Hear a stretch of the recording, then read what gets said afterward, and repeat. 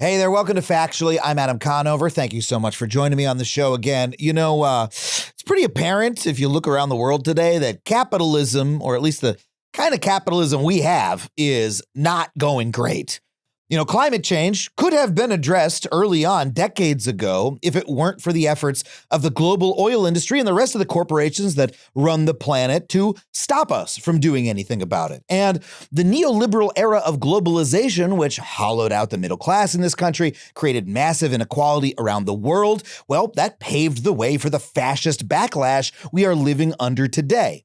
We as a society, as a species, let capitalism run rampant across our planet in a way that has mangled our future, our democracy, and ultimately all of our lives. It was fundamentally self-destructive to do so. So what the fuck happened? Why did we do it, and why were we unable to stop it? We have lived under capitalism for so long, my entire lifetime and many, many lifetimes before me, that it seems like a natural thing to us, like the air that we breathe. But the truth is that capitalism is just a system, an economic system that's not inevitable. It's not all powerful. It's not unchanging or impossible to get a grasp on. It's just a system that we as humans built.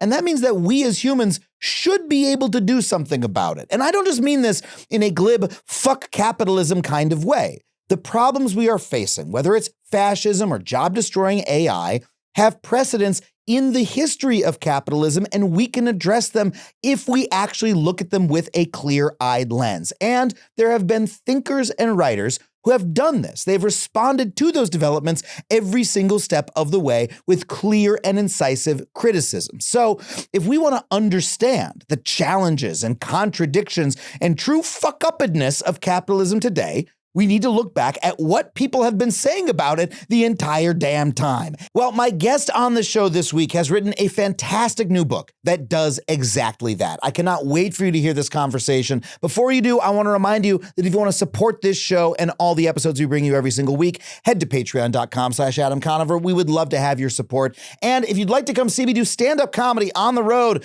my new tour, the Big Divorce Energy Tour, hits all over America this fall. I'm going to be in Indianapolis, Indiana, St. Louis, Missouri, Oklahoma City, Tulsa, Oklahoma, Brea, California, Tacoma, Washington, Spokane, Washington, Los Angeles, California. We just added a new date at the Lodge Room, Sammy Mowry opening. I would love to see you there. Des Moines, Iowa, Atlanta, Georgia, Philadelphia, Pennsylvania, Washington, D.C., and Pittsburgh, Pennsylvania. Head to adamconover.net for all those tickets and tour dates. I'd love to come see you on the road and give you a hug in the meet and greet line after every single one of those shows. And now, let's get to this week's episode. My guest this week is New Yorker writer John Cassidy. He's also the author of the new book, Capitalism and Its Critics, A History from the Industrial Revolution to AI. I know you're going to love this conversation. Please welcome John Cassidy. John, thank you so much for being on the show. Thanks for inviting me on. Well, let's jump right into it. When we look at the history of capitalism, obviously it's something we live under now, but folks have been living under it for a long time. What sort of critiques of capitalism have come up over and over again throughout history? Well, that's obviously a big question, and I wrote a book about 500 pages on that. But summarize it in one sentence for us. Do the whole book real quick. I mean, that's one of the things which I when I was researching the book, I found out that a lot of the critiques go back to the very beginning. Let me give you a few, as soon as you ask for them. The critique that capitalism is unfair, that it's soulless, that it exploits workers, that it's damaging to the environment, and that it exploits consumers. All those critiques have basically been there since the year dot, which in my case is sort of 1770 in England, which is where I start the book with the sort of rise of industrial capitalism. Now, those arguments sort of ebbed and flowed over the centuries. And another one, monopoly and monopolistic, sort of when I meant exploitation of consumers, I mean through monopoly pricing, etc. These have all been there since the beginning, and they've sort of ebbed and flowed over the years and over the decades. But at the moment, they've sort of all come back together. That's what's sort of, I think, shocking and sort of interesting about the current moment. Yeah, you feel we're in a moment where we're seeing those critiques, or the source of those critiques sort of coalesce again in a new, bigger way? I got the idea for the book nearly 10 years ago when Bernie Sanders and Donald Trump were both running for president with critiques of capitalism from the left and the right. Now, there have always been critiques on the left, but it was sort of something new to see somebody running from the right with a critique of capitalism. I mean, people, I guess these days don't think of Trump as a critic of capitalism, but if you remember back in 2016, he was running as a sort of the outsider, criticizing corporations for moving jobs overseas, criticizing bankers for ripping off people. Him and Bernie Sanders, sort of agreed on a lot of stuff back then. So, and I think, a lot of sort of political commentators at the time just wrote them both off initially as sort of outsiders who wouldn't get anywhere. Sanders nearly won the Democratic nomination, and Trump obviously swept all before him in the Republican nomination. And I think, in the last 10 years, we've seen that wasn't a one-off at all, that the sort of critiques of the system, the economic system, capitalism, whatever you want to call it, have continued and intensified, on all sides. And again, that's sort of unusual in history. I think the last time we've had a sort of critiques from the left and the right of the system was back in the 1930s. Since then, most critiques have come from the left. Well, I mean, the critiques from the right that you're talking about are still coming from people who are aligned with Trump. I'd like to know a little bit more about who you mean currently, and also in what way do you think Trump is no longer quite the critic of capitalism he used to be? Well, I mean, it's just they just passed a bill, right, extending the biggest tax cuts in history to the sort of 1% of very, very, very regressive tax cuts. Right.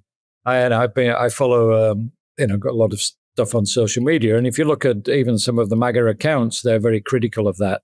And they, people are saying, well, who's Trump really working for? Now, at the same time, they're very supportive still of his sort of critique of free trade and protectionism. I think the MAGA people are 100% behind that. I think they're 100% behind restricting immigration. But I don't think they realized it would come along with, huge tax cuts for the rich.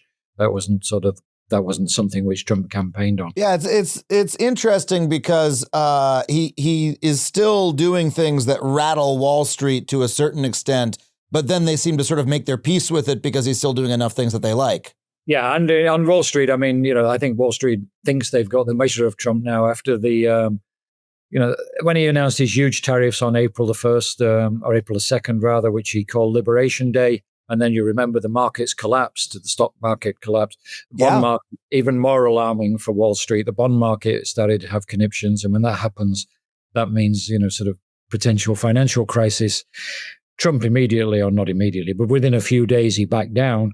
And now, the acronym for Trump on Wall Street is TACO, Trump always chickens out.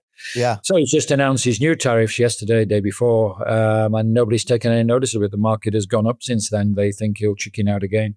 Yeah. So it is interesting. I think obviously he's not chickening out on the immigration side. He's doubling down on that. But I think you don't hear Trump talking in his first term, and especially when he was running for office. He was very critical of Wall Street. And even earlier this year, when he first came back to office, he threatened to take away a big Wall Street tax break, the so-called carried interest deduction, which is a loophole that hedge funds and private equity companies exploit to lower their tax rates. And Trump actually said, or his spokesman said in February, that he was looking at getting rid of it again. That lasted a few days. He backed off, and of course, it wasn't in the final bill. So the sort of his populist credentials, I think, have taken a hit over the last few weeks. Yeah. Do you feel that he's sort of now paying lip service to this anti-capitalist mood for political purposes, but fundamentally, now that he's president, he has to play along with the economic system that he lives under? Yeah, I mean, he is a capitalist himself, so it was always a bit of a pose, obviously. Of course. Yeah, he's a real estate developer and a billionaire. He's literally a capitalist, yeah. Exactly. So he's not an anti-capitalist, but I think his argument was that the big corporations have basically sold out America for decades by moving all their manufacturing abroad, and that's damaged his supporters. He's still got that central critique. And even the Biden administration sort of reacted to that by offering incentives to people to, move car manufacturing and electric EV manufacturing, et cetera, back to the US, semiconductors, et cetera.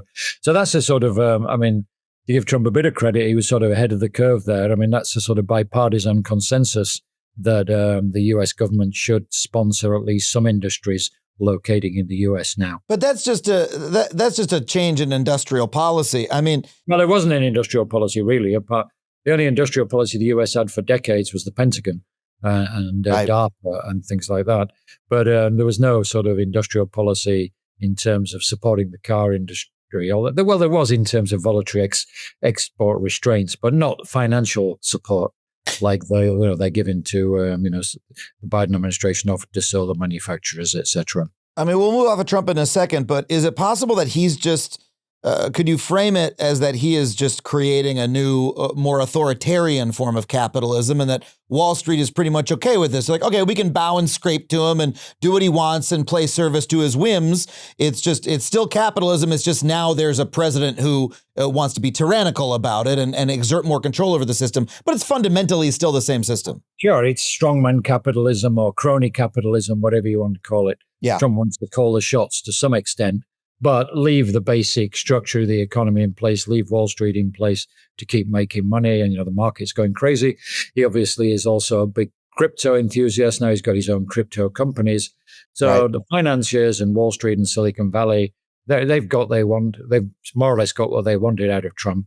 And as you say, they sort of turn a blind eye, I think, to his sort of the crony capitalism side of it, as long as it doesn't affect them. Well, let's back up for a second and talk about, you said these criticisms have existed of capitalism since the beginning, since around the 1770s.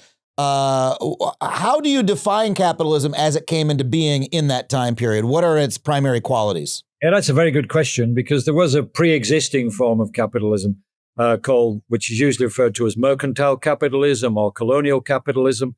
I mean, I start my book with a chapter about the East India Company, which was a British company, a British monopoly, which had a monopoly on trade with the East India, with everywhere basically east of Africa. So India, Malaysia, what's now Indonesia. The East India Company used to bring stuff from there, cotton, all sorts of spices and exotic goods, bring them back to the UK and sell them at a big profit because it had a monopoly. And there was like a government guaranteed monopoly, government correct? Sponsored. There was a royal charter. They got a charter from Queen Elizabeth in 1600, and they kept it until 1857. So for 250 years, they had an incredibly lucrative royal monopoly. And it was an incredibly rich company. People think corporate capitalism is new, but it's not. The East India Company had a headquarters in the city of London on Leadenhall Street, which is where all the big banks are now. They had a board of directors, they had shareholders, and they had all these employees out in the field in all different countries doing what headquarters told them to do. So that was corporate capitalism, but it wasn't sort of industrial capitalism. They didn't really manufacture anything. They just traded goods which were bought abroad. Industrial capitalism, which is what most of the book is about, started really in the cotton industry in Britain in the 1770s, 1780s, with the invention of power, basically. First, water power, they used water wheels, and then steam power, the invention of the steam engine. And that was sort of the basis of factory production, the rise of factory capitalism or industrial capitalism. That's how I define the sort of start of modern capitalism. But it's certainly not new, though. As I said, people were still trying to make money for, forever. I mean, you go back to the Bible and Jesus sort of ran the moneylenders out of the temple, right? And you go back to ancient Greece, and Plato and the other Greek philosophers were very dismissive of financiers and traders. They thought that was a low pursuit, and what you really should do is, be a philosopher. So it goes a long way back. Well, this is a book about modern capitalism and its critics. And as I said, it sort of starts in the late 18th century. It'll sort of start the late 18th century, early 19th century, and then moves across the Atlantic to the US in the late 19th century when the great industrialization of America takes place. But so in addition to the new technology and the modern forms of production, like capitalism is also an economic system that has certain ideological components to it, right? Of how it's meant to function. Yeah, and also, certain economic function. I mean, the big change in rise of capitalism, factory capitalism, as sort of defined by some of the great critics like Karl Marx, for example, was that it's based on labor. It's based on the exploitation of labor. The society is divided into just two classes. You're either a worker or you're a capitalist. If you're a capitalist, you own the factory, they own the means of production. If you're a worker, you don't own anything in the classic Marxian phrase. So all you have to sell is your labor. Mm-hmm. You're basically a commodity. So that's the great division. And in early 19th century Britain, it was pretty much true because the workers were poor enough that they really didn't own anything else. The modern world is somewhat different. People have 401ks, so ownership is split. More people own, obviously, real estate, houses, etc.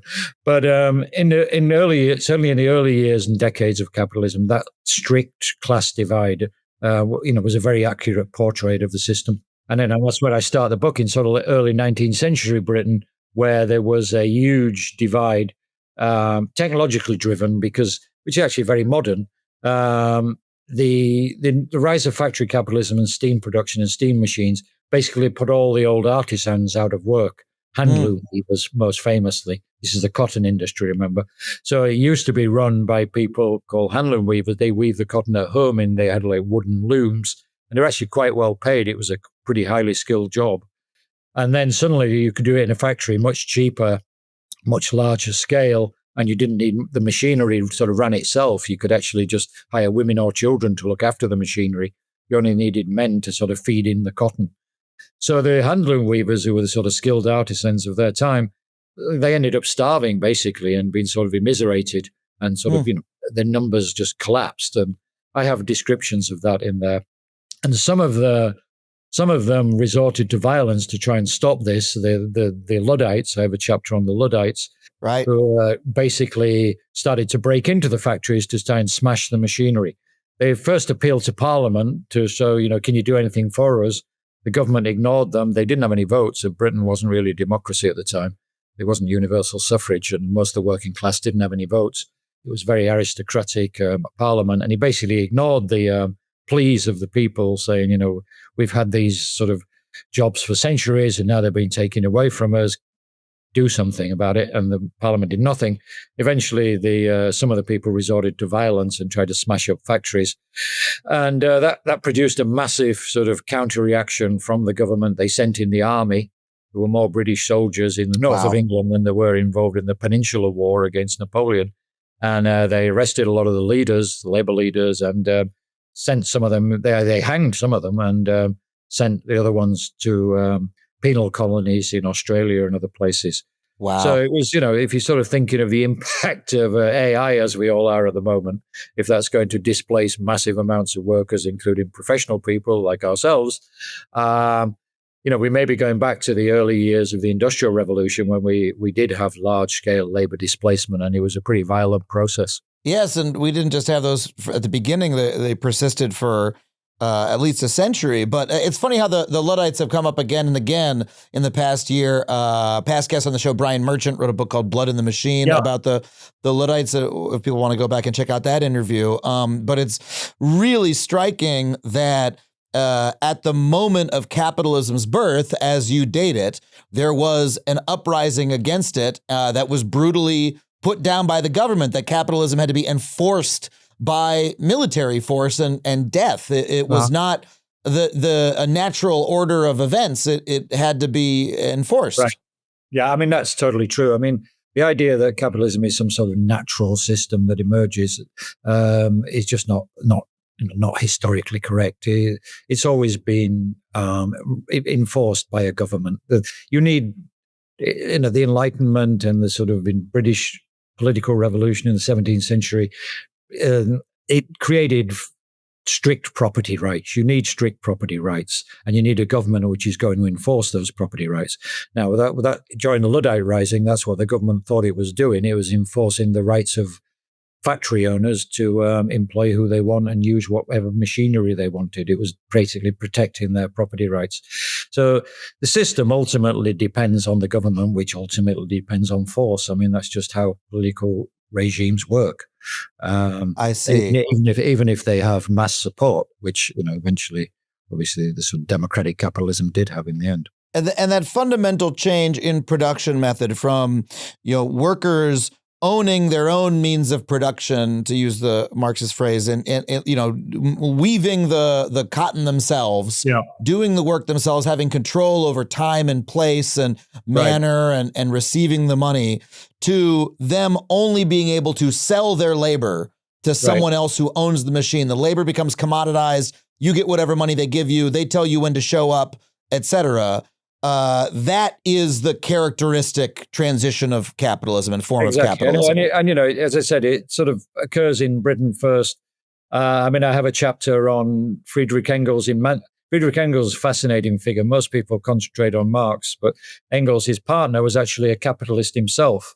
His father owned a cotton factory, or co-owned a cotton factory in Germany, and then invested in one in Manchester in England too, a much bigger one. And Engels in the 1840s went to work there for a couple of years and wrote a famous book based on his time there called The Condition of the English Working Class, and explains in sort of great detail the sort of conditions that the workers were, living under, and the sort of grotty living quarters they had, etc., and disease and squalor and everything. So, yeah, it was a new economic system in which, as you say, based on wage labor and the sort of, the capitalists basically ruled the roost. They as you said, decided how long the factories would be open. There weren't even any factory acts then. It took a while. The sort of 10-hour, 12-hour day acts didn't come in until the late 1840s. There were some earlier ones for women and children, but some of these factories operated 14 hours a day, and some of them actually operated, around the clock. So it was pretty brutal. They were basically sweatshop conditions, we would call them these days. But that those conditions under which many, many people are working, selling their labor for an ownership class that just sort of sits back and collects.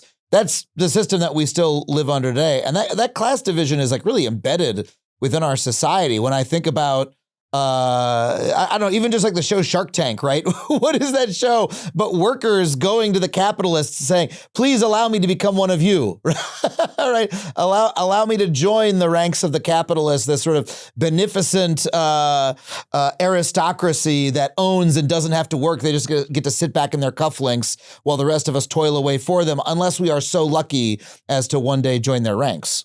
Yeah, well, I guess the defense of the system has always been, especially in the US, that it was a relatively open system, that if you had a good idea, there was so much capital in the US, if we're thinking of financial capital, that you could get somebody to invest in it. That's what the whole startup economy in Silicon Valley is based on. Right? You don't have to have your own capital. In the beginning, you certainly did. There was no way, if you were a factory worker in 1850s Manchester, that you could, you could set up your own factory and go into competition with your employer. You just didn't have the money, and there was no way. There were no real financial markets then. So things have changed over the years, but yeah, you're basically right. Even now, the number of people who move from the shop floor to creating their own company and being successful, is still pretty minute in the scheme of things. Most people spend their lives working for a corporation, or maybe they start a small business, but most small businesses don't become huge, obviously. Yeah. And honestly, not to dwell on Shark Tank too much, but one of the reasons I love that show is it's capitalism's best advertisement for itself. It's the best version of it, where it's the fantasy version where if you have a good idea, you build a better mousetrap, you raise 10 grand from your friends and family, you put in 100 hours a week, you too can be Mr. Wonderful or whatever. But and they show that happening on the show, but in reality, this never occurs. Well, practically. Yeah, and statistically, your chances aren't good. But yeah, no, it is fascinating. Obviously, of course, Trump himself was in another reality show which sort of glorified modern capitalism, The Apprentice. Yes, having tanked 3 or 4 companies himself, and it's pretty hard to run a casino into bankruptcy, you would think, but he managed to run several of them into bankruptcy in New Jersey, and the Plaza Hotel in New York, and then so he had a terrible record, and basically had been sort of shunned by Wall Street for a decade. And it took NBC, who came along and thought, well, he might not be a great businessman, but he's a great showman, so we'll put him on The Apprentice. Yeah, and that basically saved his political career and ultimately his financial career too. And taught him how to do everything that he did in the future. One of the pivotal events in American history, who knew, was what was happening on network television at that time in the evening. Folks, how much of your personal data do you think is online? You know, it's scary to hear, but it's probably a lot more than you think. The whole world is online now, in case you've been living under a rock since 1996. And even if you think your data is not out there, it is. All kinds of your personal information, including email addresses, phone numbers, names of relatives, it all exists out there on the internet, just waiting to be grabbed by anyone looking to exploit, harass, or just contact you for weird reasons. So unless you're one of those weird YouTube guys who bases a whole channel off of messing with scammers, I have to recommend Delete Me, okay? Did you know that there are people out there who make a living just off of trading this info of yours? They're called data brokers, and they are serving up an all-you-can-eat buffet of your name, your address, and other personal info to anyone who's willing to cough up the cash. So if you want to take your name off the menu, you got to check out Delete Me. Their teams of experts diligently hunt down your personal info, remove it from the internet, and keep it gone, keeping you and your loved ones safe from bad actors. As the world gets more wired, there has been an uptick in online harassment, identity theft, and even real-life stalking, all because of this easily accessible information. So why take the risk? You, your family, and your loved ones deserve to feel safe from this kind of invasion of privacy. Check out Delete Me, not just for your security, but for your friends and family too. Get 20% off your Delete Me plan when you go to joindeleteme.com/Adam and use promo code Adam at checkout. That's joindeleteme.com/Adam, promo code Adam. So you said since the beginning, there have been criticisms of capitalism as being unfair to workers, unfair to consumers, environmental degradation. There's also been arguments in favor of it, that it's produced, great prosperity, created the middle class, created technological innovation, everything around, this clipboard was created by capitalism. The technology that I'm talking to you on right now was, created by startups, which were venture funded, right? So, how do you view those arguments? Well, as I said, this is a history book. So I, try to present both sides. It's a history. The book is basically a history of capitalism told through the eyes of the critics. Mm-hmm. That was the sort of motivating idea. So obviously, most of the book is criticism. But you are exactly right. Of course, capitalism, the great defense of capitalism has always been that it delivers the bacon.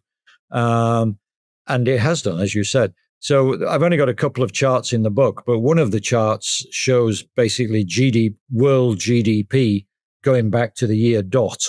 And it's basically a flat line along the bottom zero, basically, for millennia until 1800. And then it shoots up like a hockey stick and is still shooting up.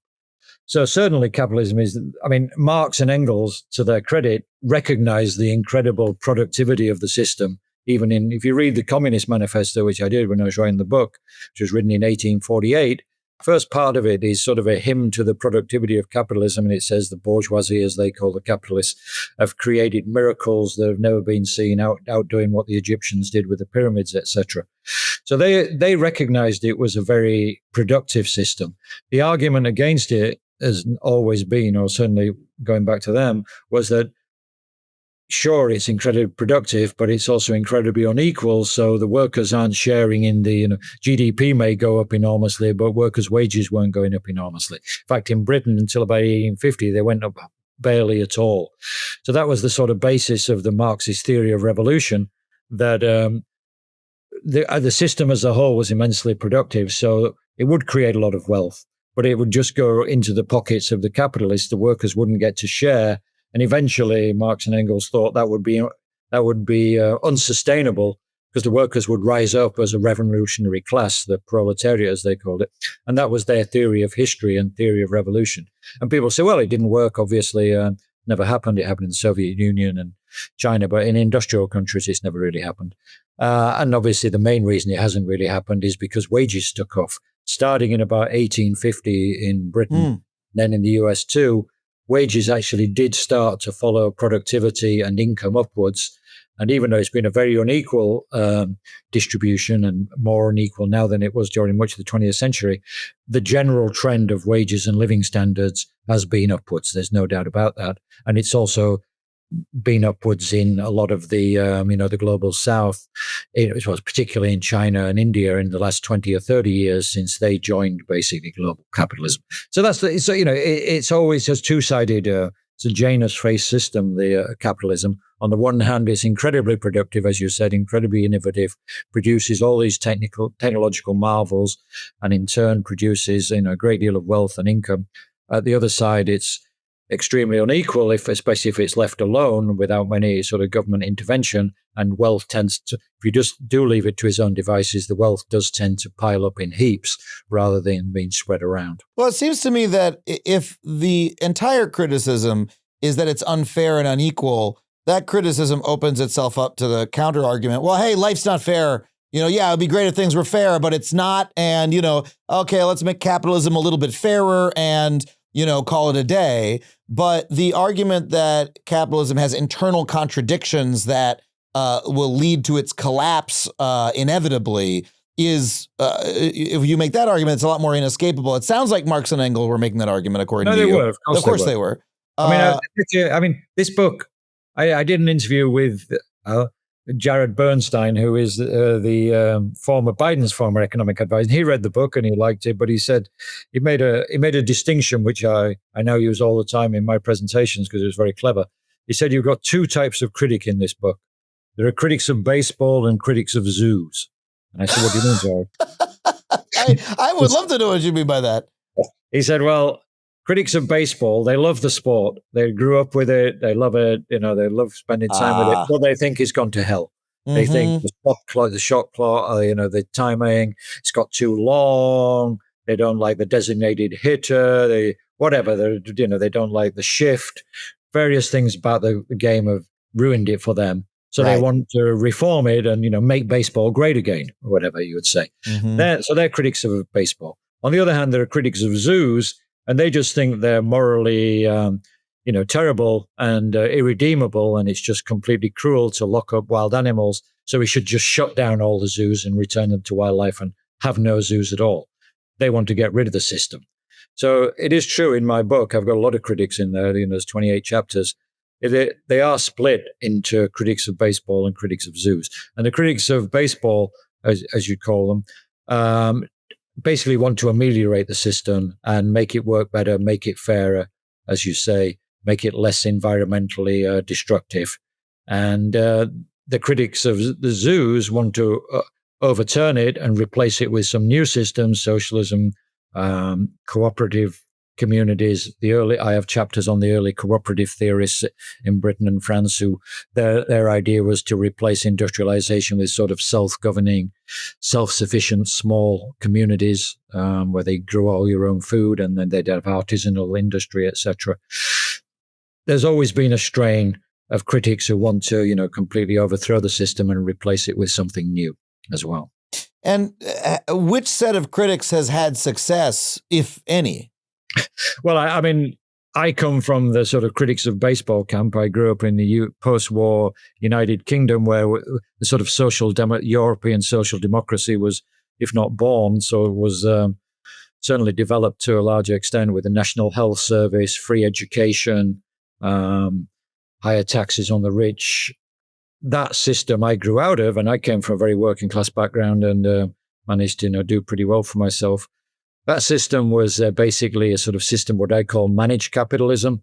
They didn't nationalize all the industries like they did in the Soviet Union, so you still had basically private ownership of most of the means of production, but there were high taxes, a very strong social safety net, free education, free healthcare, old age pensions, etc. That sort of takes the rough edges off the system. And it seemed to work very well for sort of 30 or 40 years from the 1940s to the 1970s or 80s. Right. And then we had the sort of inflationary crisis then of the 70s and 80s. And then Thatcher and Reagan came to power with a whole new, conservative free market philosophy. And that whole, the system which I grew up in was basically dismantled.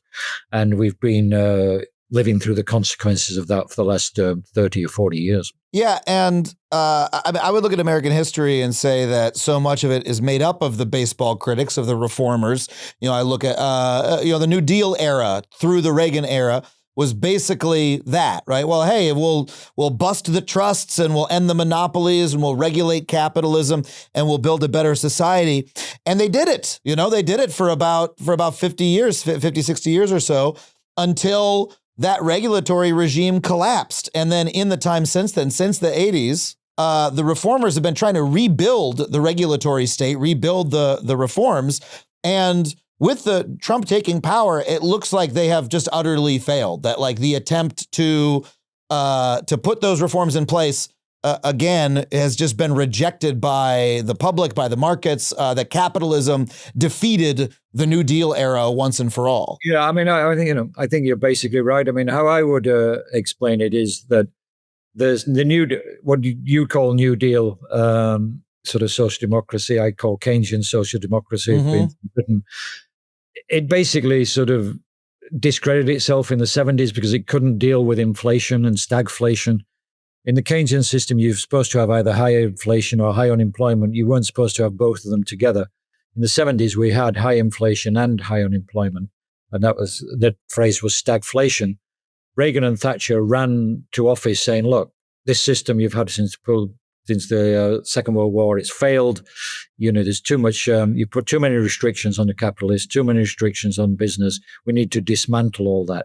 So that's what they systematically did in both countries, dismantle the labor union, dismantle regulation, and then in the 80s and 90s, including democratic governments in the US, dismantle financial deregulation as well.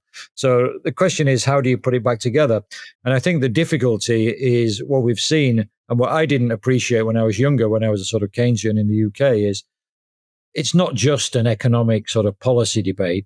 The actual political system has been basically bought by the wealthy in the US political system by Correct. wealthy interests, especially after Citizens United. So the political system itself is sort of part of the problem. In the old days, you rely on the political system to fix things. But if the political system has basically been captured by people who don't want to fix things, then it's very difficult. And I think that's what we're living through. Yeah, I mean, look at the last election where the tech elites, the richest, most powerful people in the United States currently, as soon as there was a whiff of regulation, Lena Khan's FTC, a couple of other departments under Joe Biden, the beginning of a little bit of regulation of their industry for the first time, they said, oh, well, we have to stop this. They donated collectively billions of dollars to get Trump elected, and now they are running the country. And I guess my question is, does this discredit the critics of baseball? And does it make the critics of zoos seem like they have a better point? If we tried to reform the system for 100 years or so, and now we are facing the catastrophic failure of that and the sort of seeming impossibility of rebuilding those regulatory reforms at all? No, I mean, I think it does. I mean, as I said, I came out of the critics of baseball camp, but I've certainly over the last couple of decades developed more respect for the more sort of critics of zoos approach, because one thing the far left always did have was this sort of critique of the system as sort of politics subservient to economics, the sort of base and superstructure argument, whatever you want to call it. And the Communist Manifesto describes the political system as the tool of the ruling class, basically. So they had a very dark view of democracy and didn't think it really worked. So I'm not willing to give up on that, on my view, but I think you have to have more respect for the critiques of certainly of political economy and of how the system has been captured, because it just certainly has been captured. Now, the question is, can you get over that without completely overthrowing the system? I think you can if you have good enough politicians and a sort of mass movement. It's just been very difficult. That's been very difficult to create because the right has been very clever in sort of exploiting cultural issues and immigration issues like that to sort of create fissures within the sort of working class and the lower middle class, etc. So it's a sort of diversionary tactic, but it's been incredibly successful. Well, that's been the strategy of capitalism since at least the beginning of this country, that, to divide people along racial lines or other lines in order to. No, sure. But I mean, it didn't work during the Great Depression, right? I mean, Roosevelt did manage to produce an enormous popular coalition and, would have been reelected forever if he'd have lived forever, probably, and if they hadn't changed the Constitution. So I mean, I don't know. Do we just need a new Roosevelt? I think we certainly need political reforms. Yeah. I think, somebody has got to run for office saying we're going to control money in politics.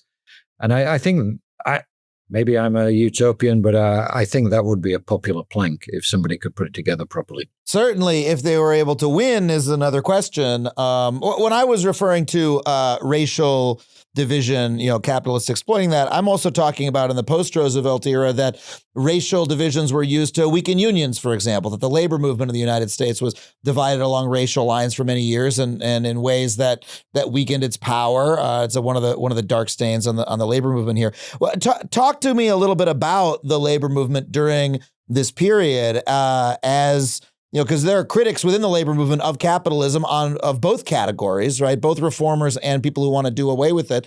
The labor movement had a huge amount of success for about a century, but again, it's at a very low ebb in both the UK and the United States now. That's a theme running through the book.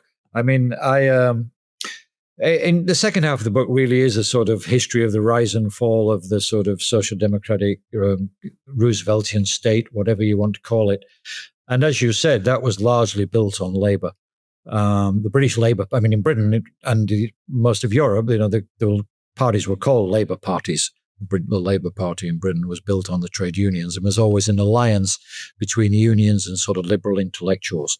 The Democratic Party in the US, it wasn't quite as formal as that, but that was the basis of it. And if you go into the post-war era, the so-called sort of Treaty of Detroit, where the labor unions, the car unions, did a deal with the management that they would basically give the managers the right to manage and to introduce new machinery and make the decisions about what type of cars to make, etc. But in return, the management agreed to share the profits with the workers in the form of higher wages every year. Mm-hmm. That was the sort of social contract, and that social contract existed, throughout the sort of industrialized world for 30 or 40 years after the Second World War. And as I say, it was largely based on the labor movement. Now, when Thatcher and Reagan basically destroyed the labor movement, and not just, I mean, we've also had deindustrialization, obviously, globalization. The labor movement was built on heavy industry, basically. Mm-hmm. A lot of the heavy industry has gone abroad because it's much cheaper, labor arbitrage, of course. So globalization was another factor. So one of the central sort of political economy facts of the last 30 years is the decline of the labor movement. So if you're a reformer, if you're in the critics of baseball camp, but also if you're a revolutionary, you're in the critics of zoos camp, you have to say to yourself, well, how can we get what we want? How do we either create a great reformist movement to reform the system, or how do we create a great revolutionary movement to overthrow the system? And how do you do that in the absence of a strong labor movement is a very difficult question, which nobody in any developed country, I think, has answered yet. And that's why the sort of great sort of centre-left parties, the Labour Party in Britain, the SDP in Germany, the Socialist Party in France, the Democratic Party in the US, are in such terrible trouble, because their sort of central core, this sort of labor movement basis, as large, it's not totally gone away. Obviously, there are still strong unions, especially in the public sector, but the sort of ballast of the parties has been kicked out from under them, and a lot of the actual union workers either have lost their jobs, or in a lot of these countries have moved right, and are now supporting Trumpy parties like Trump himself, or the ADF in Germany, or the Reform Party in the UK. So I think it's a central question for anybody who's a sort of critic of capitalism, whether you're a revolutionary or whether you're a reformist. How do you put together a mass movement without a very strong labor movement? Maybe the answer is creating a new labor movement. I'm not saying I have the answer. Maybe it's creating some different type of movement, all sorts of different groups together, environmentalists. That's the sort of Democratic Party approach. But it's just, I think the decline of the labor movement is, a central issue for all sort of critics of capitalism. I think, though, that the problem here, at least speaking with the Democratic Party, is that you're saying the decline of the labor movement is a problem for the Democratic Party. Because that was one of the premises of their coalition, except that the Democratic Party abandoned the labor movement in many ways during the Reagan era, because they bowed to the political consensus of the capitalist class. And if you look at, what has been driving the labor movement the Democratic Party has not fought for the labor movement for many decades, and their decline has sort of been together. It's happened, in concert with each other. It's a little bit of a chicken and the egg problem. No, sure. Well, obviously it happened in the UK too, the Labour Party and the Democratic Party, and even in Germany, the SPD moved to the right and sort of bought into the sort of neoliberal philosophy to some extent, right to manage globalization, free trade, etc. All of those things were very harmful for the labor movement. So, of course, you're right. I mean, I think, if you look at Biden, he obviously gets a lot of stick, but I think one of the things you can say in his defense that he was actually, pretty pro-worker and he appointed pro-union people to the sort of National Labor Relations Board. He appointed Lee McCann at the, and other sort of people who were skeptical of corporate power in the sort of antitrust industries. As you said, it was just, so much has been lost that it was just a sort of nascent effort to sort of resurrect that tradition. Yeah, and it immediately produced, as you exactly said, completely correctly, this backlash, especially from Silicon Valley, and they poured in the money to elect Trump, and Trump has repaid them by basically replacing Lena Khan and people like that, and in the National Labor Relations Board with pro-corporate people. Yeah, and again, this seems to discredit the urge to reform capitalism, because if you look at what Biden did, he did the reformer wish list. A lot of the things that I'm of two minds. Sometimes I'm one type of critic, sometimes I'm the other, right? And, because if you're the type of critic who's a reformer, you're bowing more to the pressures of today. We live in the world as it is. We want to make the world a little bit better versus trying to build a utopia or have a bigger rupture. Some days I feel like one, some days I feel like the other. If you look at what Biden did, it was the wish list of the things a reformer would want to do, But it was funny. I mean, there's only so much you can do in 4 years. I mean, I think it would take, it took a generation to create the sort of Rooseveltian state. It took a generation to dismantle it and create the neoliberal state, or whatever you want to call it. Mm-hmm. It would take a generation of sort of, reconstruction to reconstruct some sort of 21st century Rooseveltian state as well. Well, but what we thought... I mean, obviously he didn't, there are lots of things he didn't do, but he was heading in that direction in some areas. But again, the great problem now is, creating a political coalition for it. Now, except maybe it was all because inflation went up and he got hit by the, inflation crisis, whatever. It does show the scale of it. Now, as I said, I'm more sympathetic to the more extreme arguments than I used to be, because the sort of reformability of the system does look, difficult. Not good, yeah. But the question is, what if you are on that sort of path, what are you offering? What is the alternative? Let's say, you came in and you were sort of a Trump-style dictator from the left. What do you do? Yeah. Now and again, when I really need a break from my work or other things that have me stressed out, I like to treat myself to something that I call a brain vacation. I pop a big gummy from IndaCloud, and then I treat myself like I'm at a resort at home. I have a home spa session, I eat a delicious meal, and instead of sitting poolside, I probably end up watching a YouTube video about ancient Mesopotamian megastructures. Now, when I go on these little indoor vacations, I like to make sure I'm just pleasantly soaring along and not rocketing out into the stratosphere. And that is why it is so great that IndaCloud has different THC levels clearly labeled with no surprise highs. Whether it's their gummies, vapes, or pre-rolls, you are going to get something that is third-party lab-tested, vegan, and actually delicious. IndaCloud has 50,000 happy customers, and every order is shipped discreetly, so no nosy mailman, roommate, or neighbor will crash your high. And if you're 21 or older, now's your chance to float above the stress, because IndaCloud is giving all new customers 25% off their first order plus free shipping. Just use code Factually or click the link in the show notes to claim your discount. That's indacloud.co, INDACLOUD.co. Use code Factually for free shipping plus 25% off your first order. And when you order, fill out that quick little survey. It helps support the show and keeps IndaCloud sending you the good stuff. So go ahead, tell future you've got it covered, then grab a gummy and vibe out with IndaCloud. Here's a little something about me. I love to cook and I really love to eat. But you know what I don't love? Grocery shopping. And sometimes that can make it pretty hard to do the whole cooking and eating thing, okay? Lucky for me, today's sponsor, Hungry Root, takes care of the annoying part so I can focus on what I love. Think of Hungry Root as your personal grocery shopper and nutritionist rolled into one. They do the heavy lifting, like grocery shopping and meal planning, while recommending healthy, delicious groceries and meals that actually match your tastes, dietary needs, and health goals. Whether you're gluten-free, dairy-free, high protein, or just trying to eat better, Hungry Root makes it ridiculously easy. And here's the best part. No more impulse buying junk food because they fill your cart with personalized picks for complete meals based on what you love. And they get smarter as you go, learning what you like and what you don't. Plus, all of Hungry Root's recipes can be whipped up in 15 minutes or less. With over 15,000 recipes shipped each week, there is seriously something for everyone.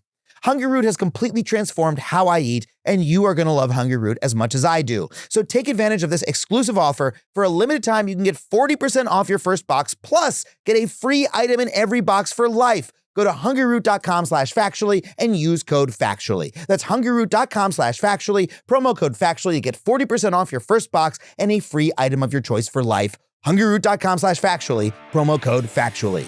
We've described now two efforts to push back against capitalism, both within the political system via regulation, the New Deal style policies, and from the labor movement by mobilizing worker power directly, not necessarily through the democratic institutions, but just through strikes and economic struggle, right? And both of those had success for, as you say, 30 or 40 years. Not that long on a historical scale before they were eventually crushed to such a degree that you and I are now sitting here going, God, how could these things possibly come back? We're sort of baffled to think about it. So given that capitalism has been criticized, since the beginning, since the 1770s on these points, why is it that it has been so resilient and has ultimately been able to crush everyone fighting back against it, including, the communists?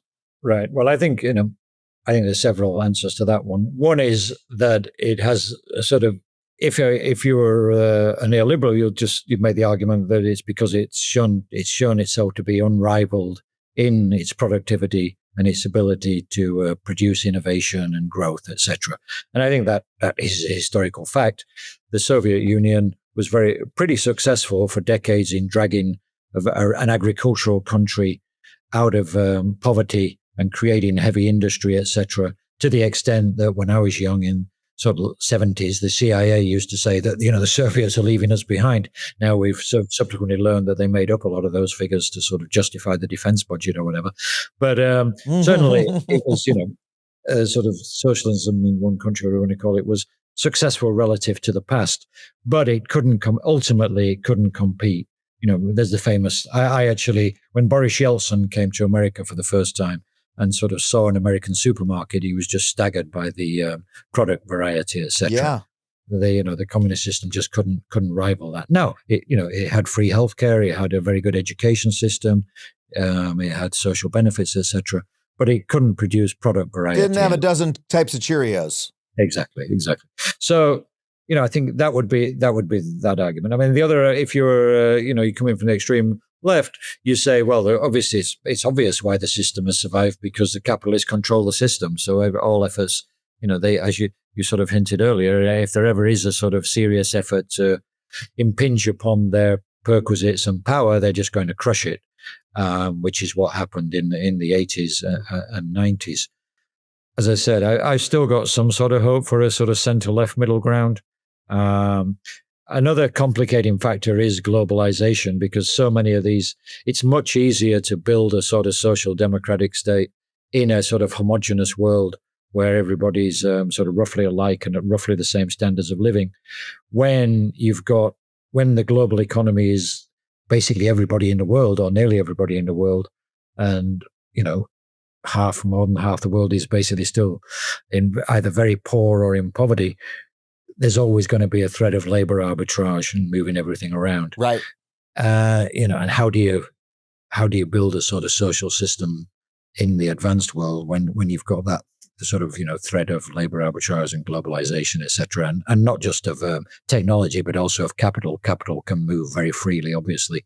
I mean, that's a great problem that, all the advanced countries are now facing, that if they try to raise the corporate tax rate, the corporations just move their headquarters to Dublin or wherever, where it's 12% and park all their profit there.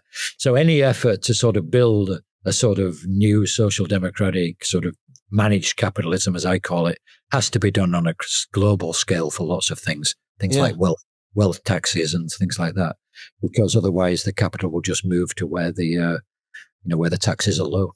Well, and the prospects for international political coordination don't seem good, considering when you look at the effort to fight climate change, which, most countries in the world do agree on, apart from the United States and a few other, oil-based states. Everyone else pretty much agrees, and even they are not, take the United States out of it, we're not meeting our targets. So, international cooperation on giant issues like this, about one of the most difficult things you can ask for, especially when, again, capitalist corporations and people are powerful in every single country. So I guess I have to ask you, you have an encyclopedic knowledge of the critics of capital and the arguments that they've levied. We've gone through every possible, reformist approach towards capitalism and why it hasn't worked. And the immense power that capitalism has to stifle such reforms. Why do you still have hope for a center-left consensus? Like, what is the hope for a center-left approach rather than again the abolish the zoo approach? Right. Well, I mean, I think one argument I would make is, what's the alternative? If you abolish the zoo, I think the animals run free. They live in the forest. Easier to say about the zoo than about capitalism, I understand. But I think the sort of Marxist left-wing critique is a very powerful engine of sort of criticism of capitalism, and that's something I've come to appreciate more, as I say, over recent decades, sort of the power of that analysis. But I think the central question of what do you do if you get rid of capitalism was something which the sort of Marxist tradition never really provided a good answer to, going back to the late 19th century even. You read Marx and Engels, and it is a critique of capitalism, and a very, very powerful one. But when you ask, well, what's the alternative system you want to set up? The Soviets, when they came to power in 1917, they basically had no blueprint whatsoever. They had to start from scratch. So that would be my sort of critique, that there's really I don't say there's no alternative. Maybe there is I'm not God, maybe there is an ultra utopian, maybe not utopian, a system which could be created, but I don't see it myself. I'll also add the Soviet Union and China, which are, two major communist countries. The economy that they had beforehand was not capitalist in the sense of like the American economy today. They created socialism from agricultural economies. Right. Exactly. Nobody's ever really tried it. So, I would like to see somebody give it a go and see how they do. It would be a fascinating experiment. But I mean, I think, you're sort of critical. You're criticizing my sort of center left. I'm poking at you and trying to get you to tell us more about it. Just to defend them a bit. Yeah. I mean, I think the sort of, if you're thinking of maybe the sort of Scandinavian model of sort of social democracy, that's a long, long way from the sort of Reaganite neoliberal model, which we've sort of we descended into in a lot of ways. So I think it's easy to belittle the sort of center-left parties because they're in such big trouble now electorally, because their electoral bases, as I said, being dissipated partly due to counter sort of union movement, partly due to globalization, partly due to their own mistakes, as you said. But the system they set up, I think, was a much better system than the one we've sort of ended up with 50 years later or whatever. So I am willing to defend it up to a point. And there is, a movement now in the United States of people running as socialists, which is not as explicitly an anti-capitalist position as, say, someone running as a communist, for example. Like, socialism is a social democracy, right? Yeah. Right. They're basically, I mean, Bernie Sanders and even to a lesser extent, I guess Elizabeth Warren too. As a European, I grew up in Britain.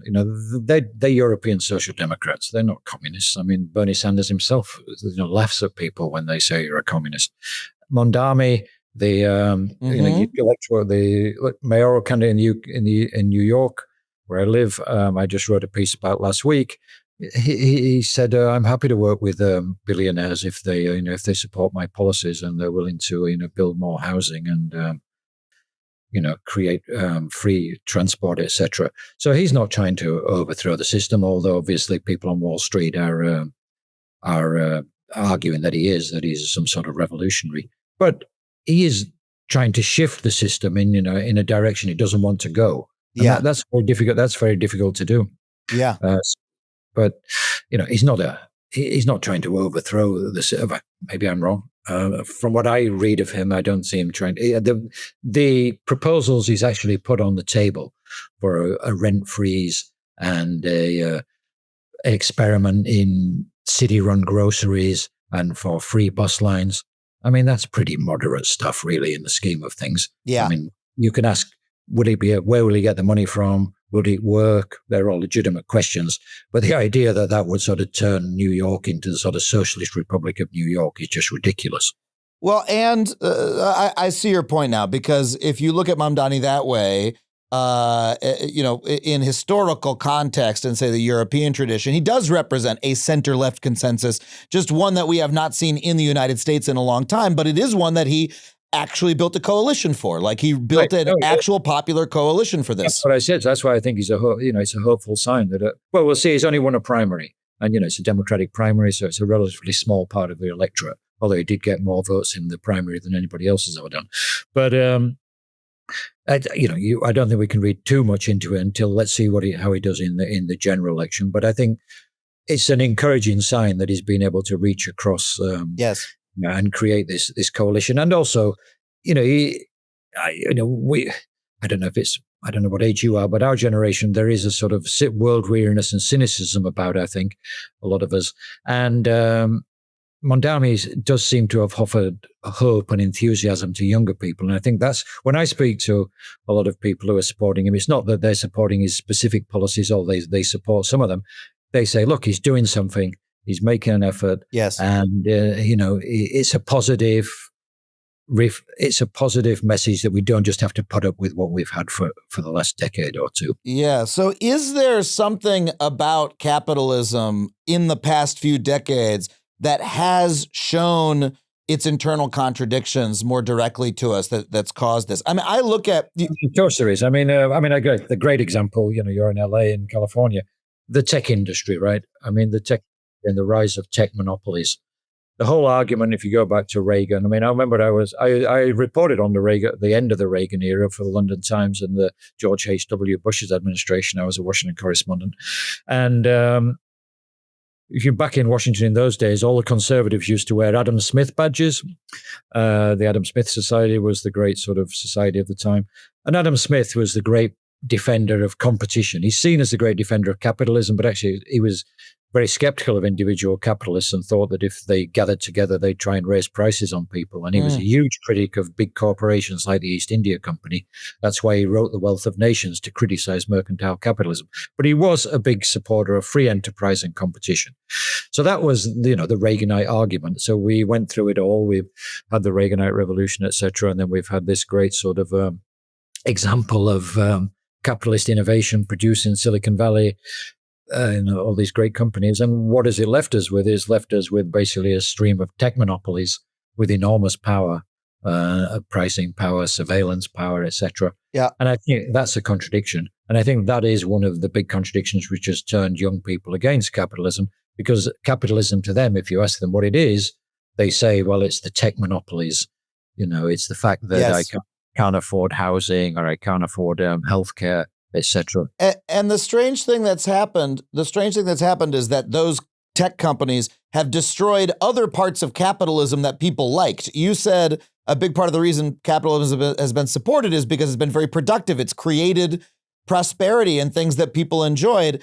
And you can go down a list of industries, Hollywood, publishing, manufacturing, all these other industries where people liked them, they liked what those things made, and now they say, where did it go? I used to like movies. I used to like reading websites. I used to like music. I used to like all this stuff, and now it's all being generated for me by some algorithm.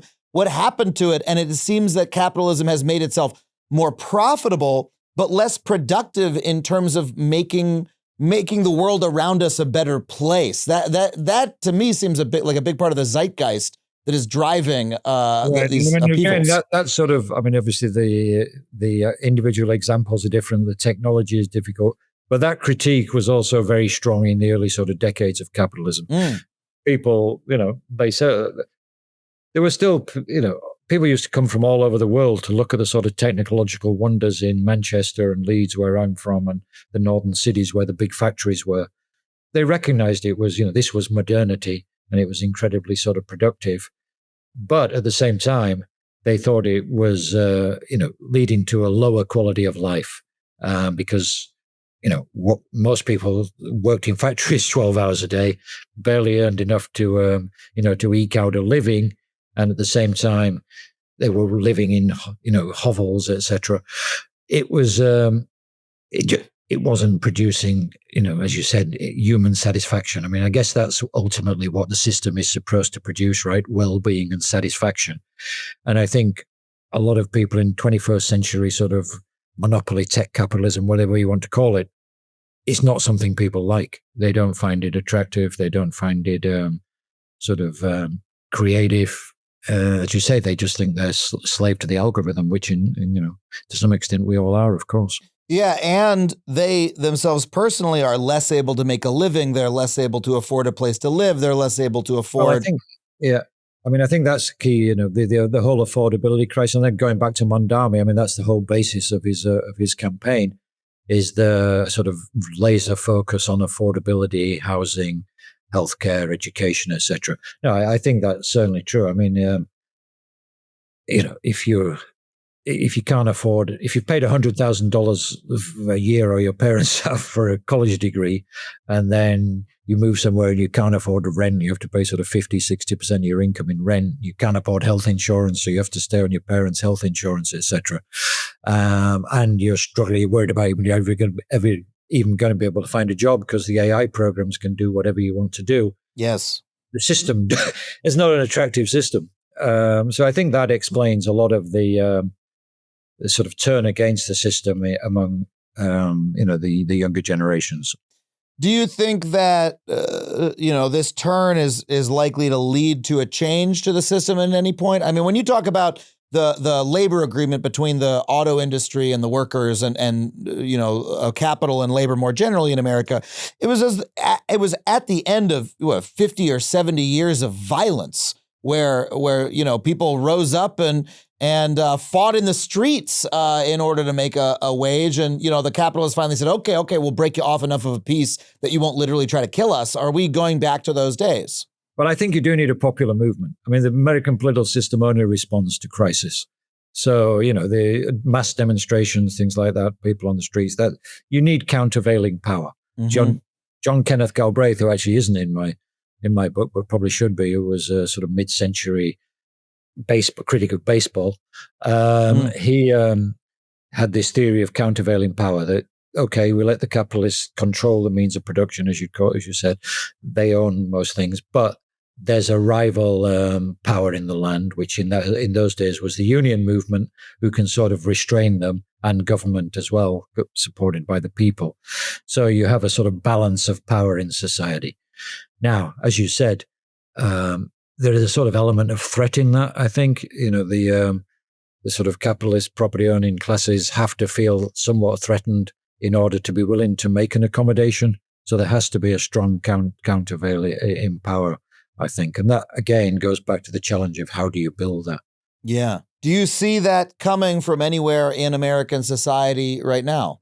Well, we don't know. Let's see if Trump tanks the economy with his tariffs, and the stock market is crazy. And how about the billions of dollars worth of ICE enforcement that's about to disrupt the economy by kicking millions of people out of the country using violent force? Right, exactly. So I think if Trump does completely tank the economy and the financial markets, etc., I think there would be an openness to a sort of populist, a populist movement on the left or centre left. Now, obviously, that's sort of a hopeful analysis, and a hopeful analysis that begins with, if the economy goes in the toilet, then something good might happen. That's your hope. Well, no, not even. Well, I think he is. We are heading in that direction. I mean, I don't think the stock market is going to go to infinity forever.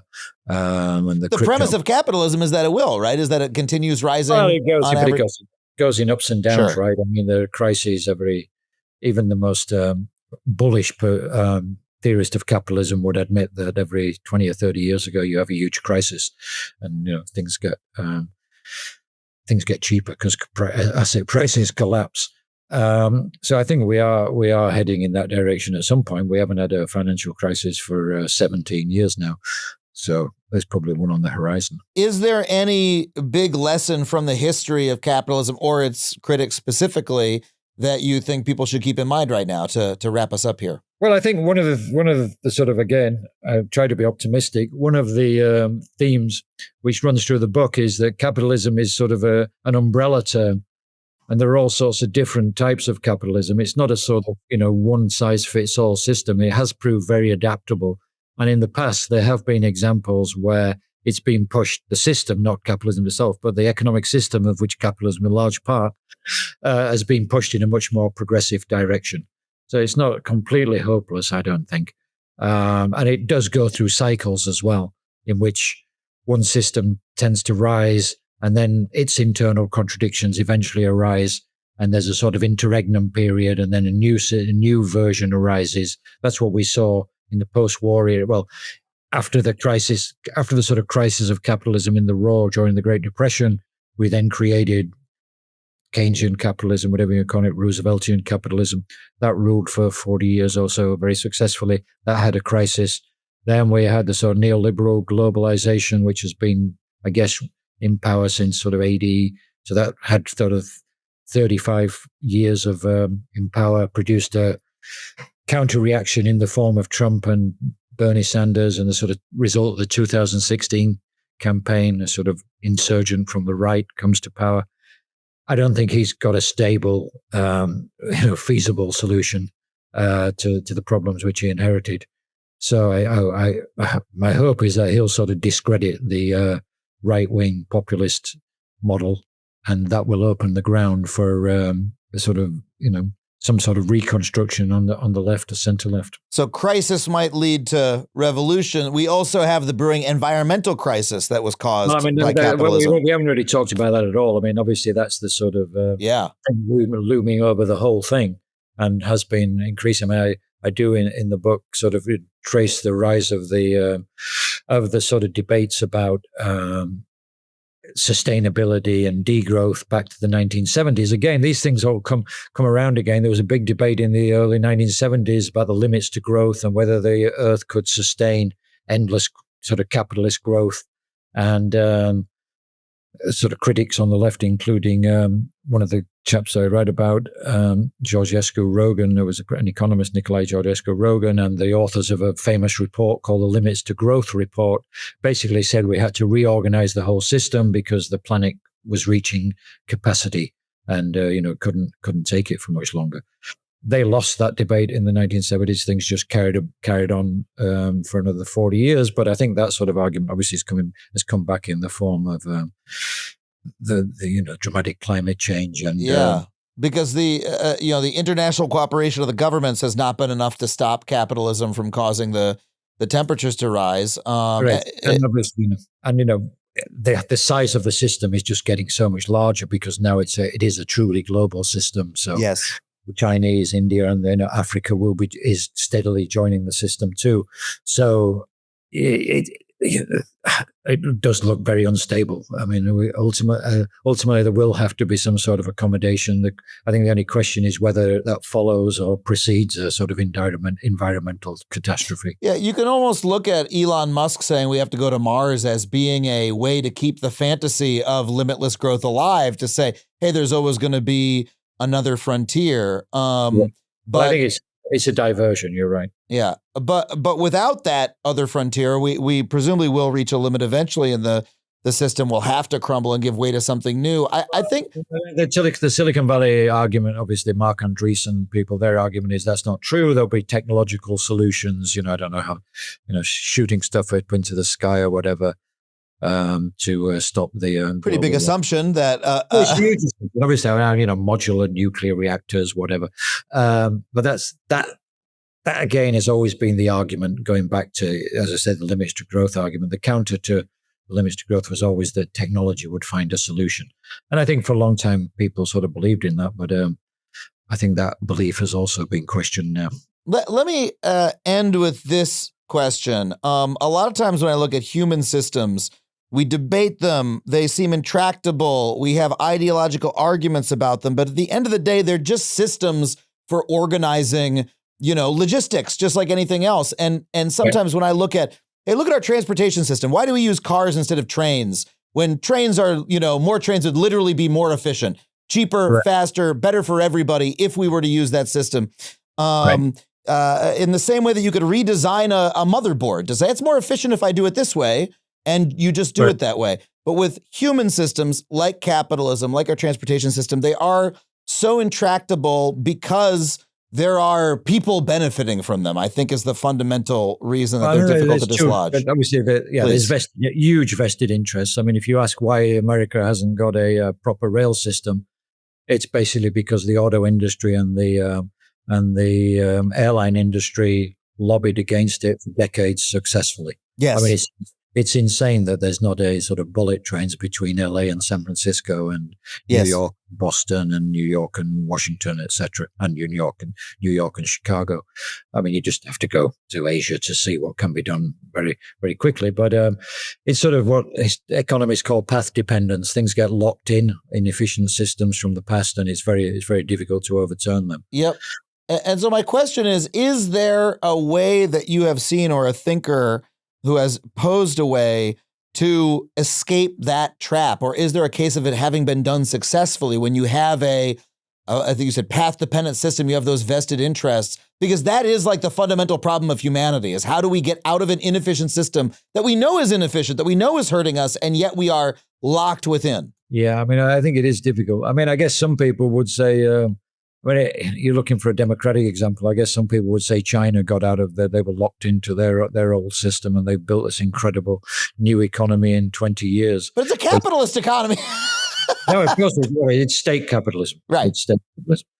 But yeah, sure, and it's incredibly polluting, and it's also incredibly unequal. They have inequality over there, but it does have much more efficient transport systems. They did sweep away one system and put in something new. And they're now building solar panels at a much bigger rate than we are, etc. Mm-hmm. But again, they have the benefit. It's a communist dictatorship, so when Z says something happens, it happens, right? When you're in a democratic system, which can be captured by vested interests, it is, as you say, very difficult. And can I think of anybody who's ever it's hard to think of an example in the sort of US context, that's for sure. Yeah. And you would know because you've surveyed it so fully. Your work is fascinating. I can't thank you enough for coming on the show. The name of the book is Capitalism and Its Critics. Folks can get a copy, of course, at our special bookshop, factuallypod.com/books. Where else can people find it, and where can they find your work, John? Well, I write a weekly column for The New Yorker. I'm, on all social media platforms, or most of them. So if you just look me up on Google, although even Google's been surpassed, right, by the AI bots.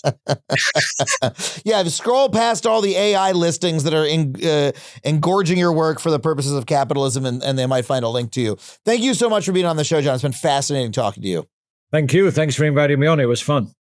Well, thank you once again to John Cassidy for coming on the show. Of course, if you want to buy a copy of his book, once again, that URL, factuallypod.com/books. When you buy the book there, you'll be supporting not just this show, but your local bookstore as well. If you'd like to support the show directly, head to patreon.com/Adam Conover, $5 a month gets you every episode of the show ad-free. For $15 a month, I'll read your name in the credits. This week, I want to thank Callan, Hey Look a Distraction, Uber Elder, Avaro Eggburger, Tracy, Aaron Harmony, Joseph Mode, Rodney Pattenham, Greg 0692, Marcella Johnson, and Matthew Bertelson, aka the Bunkmeister. Now, those are the most recent people who've supported, but let me just read out some names from the middle, just so we're thanking people who've been supporting for a while. I also want to thank Ultrazar, Josh Davies, Lois Bell, Monica Thompson, God King Engineer of Beaverkind. Remember that one, Tony? That was a good one. Alex Sull, Chris Rezek, Quotidiophile, Trey Burt, Nicholas Redderman, and Misk Bits. Oh, and of course, who could forget Serious Dinosaur? If you want me to read your name or silly username at the end of the show, head to patreon.com/Adam Conover. Of course, if you want to come see me do stand-up comedy live on the road, Washington, D.C., Brea, California, Los Angeles, Pittsburgh, Pennsylvania, Tacoma, Washington, Spokane, Washington, Tulsa, Oklahoma, Oklahoma City, bunch of other cities as well, head to adamconover.net for all those tickets and tour dates. We'd love to see you out there. Well, of course, I want to thank my producers, Sam Roudman and Tony Wilson, everybody here at HeadGum for making the show possible. Thank you so much for listening. Of course, you're the most important part. We'll see you next time on Factually. That was a HeadGum podcast.